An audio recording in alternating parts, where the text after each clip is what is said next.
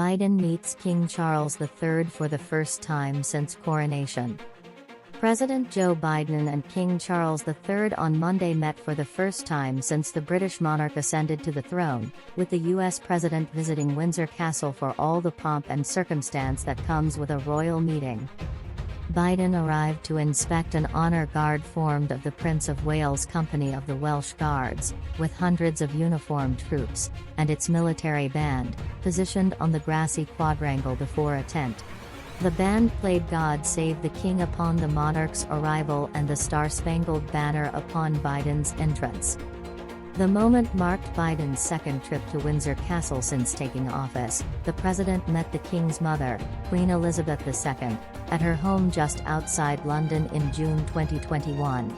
The Queen met 12 U.S. presidents spanning her reign, all but President Lyndon Johnson.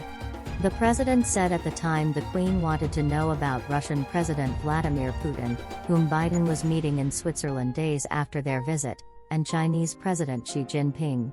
Biden said he wished he could have spoken to the Queen for longer.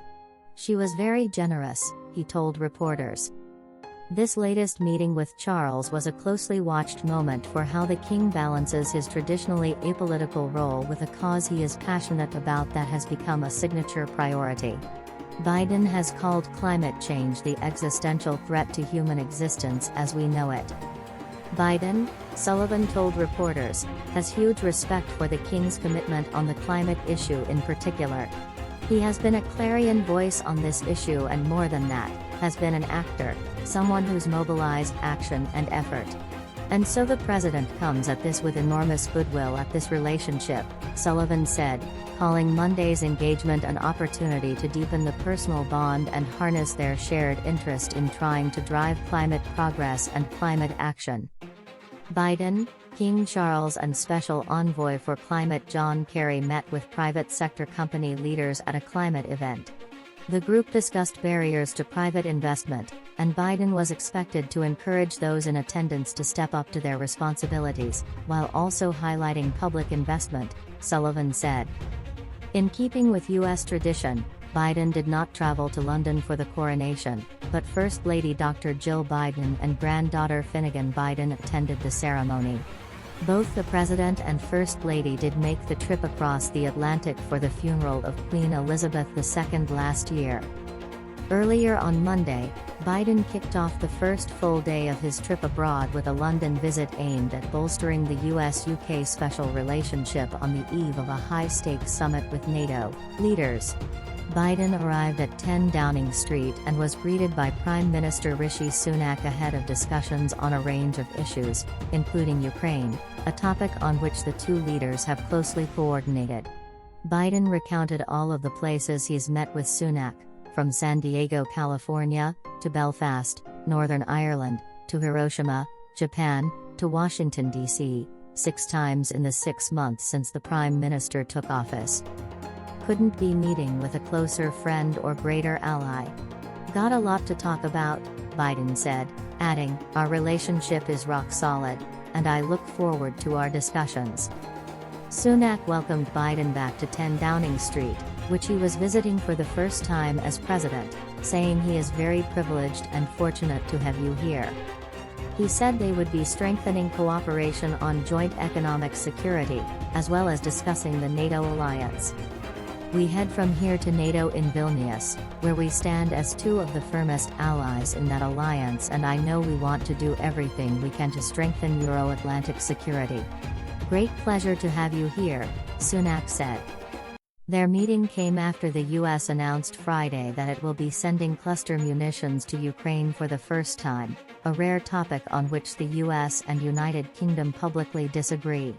The UK, Sunak told reporters Saturday, is signatory to a convention which prohibits the production or use of cluster munitions and discourages their use. Sunak continued, we will continue to do our part to support Ukraine against Russia's illegal and unprovoked invasion, but we've done that by providing heavy battle tanks and most recently long-range weapons, and hopefully all countries can continue to support Ukraine. National Security Advisor Jake Sullivan downplayed any concern that Biden's decision to send cluster munitions would present any fracture with allied countries that oppose the use of such equipment, suggesting that Sunak was stating a legal position as he highlighted broader US-UK unity. The Prime Minister stated the UK's legal position, that they are a signatory to the Oslo Convention. The United States is not. That being a signatory means discouraging the use of these weapons. He fulfilled his legal obligation, but I think you will find Prime Minister Sunak and President Biden on the same page strategically on Ukraine, in lockstep on the bigger picture of what we're trying to accomplish and as united as ever, both in this conflict and writ large, Sullivan told reporters aboard Air Force One Sunday. Sullivan noted that the U.S. has not received any negative feedback from NATO allies regarding the decision. That will be repeated, in my view, with all the leaders of the alliance. I do not think you will see fracture, division, or disunity as a result of this decision. Even though many allies, the signatories to Oslo, are in a position where they themselves cannot say, "We are for cluster munitions." But we have heard nothing from people saying this cast doubt on our commitment, this cast doubt on coalition unity, or this cast doubt on our belief that the United States is playing a vital and positive role as leader of this coalition in Ukraine, he said. A Defense Department release on the U.S. latest equipment drawdown also said that the decision was made following extensive consultations with Congress and our allies and partners. In a readout following the meeting, the White House said Biden and Sunak reviewed preparations for the upcoming NATO summit in Vilnius.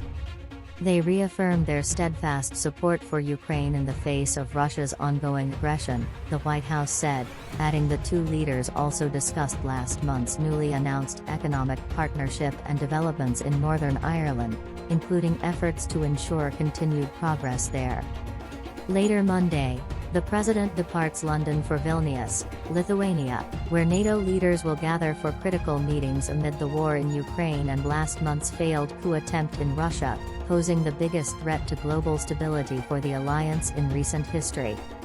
Following the NATO summit, Biden travels to Helsinki, Finland, where he will offer a notable show of support to Nordic countries during a summit with the leaders of Finland, Sweden, Norway, Iceland, and Denmark. That's today's latest news. Don't forget to subscribe, like, and comment so that this channel can continue to exist. Thank you for listening to the end and I hope it's useful.